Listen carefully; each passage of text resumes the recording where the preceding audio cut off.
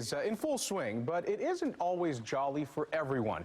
Those folks that are recovering from an addiction can find this time of year to be very difficult when they're surrounded by temptation. Joining us now here in the studio is Michael Molthan. He is an addiction recovery expert who's faced his own battle with addiction. And Michael, you travel the country speaking about this issue, so thanks for being here with us. We know that the holidays are known to be kind of indulgent for a lot of people. It's a behavior that so many people participate in.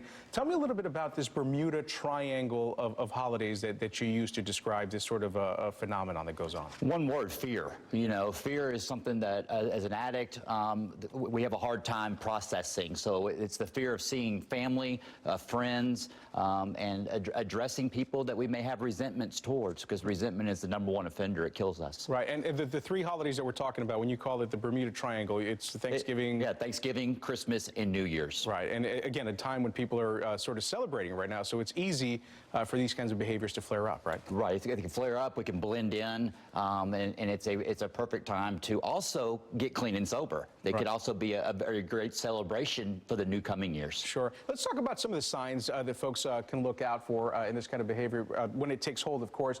You say to look out for erratic behavior, telling untruths, people who are lying about things, as well as isolation. Are these some clear signs, and how do you address them when you finally do see them, especially in a loved one?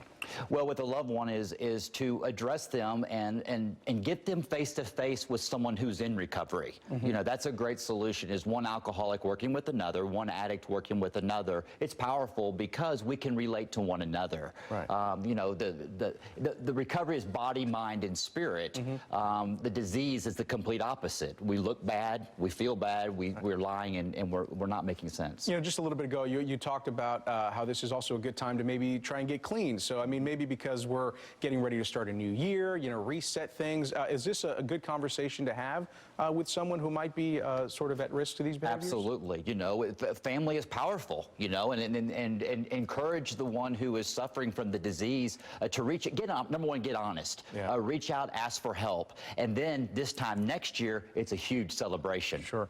And just wrapping things up here, you know, you've talked about battling your own addictions as well. What kind of advice do you give to folks who are looking to take that first step towards getting clean? Is get honest, okay? We have a disease. Recovery is not about getting good. Recovery is about getting well. So raise your hand, ask for help, reach out to someone who is struggling with alcohol, who is in recovery, that is in the solution, that's not in the problem. Sure. Because it's very powerful, two addicts working together. And a real important conversation to be having right now during the holidays. As we mentioned, this is a tough time for folks with these addictions. Absolutely. So thanks so much for chatting with us and for bringing some light to this. Thank you. Gilma? Thank you, Ken.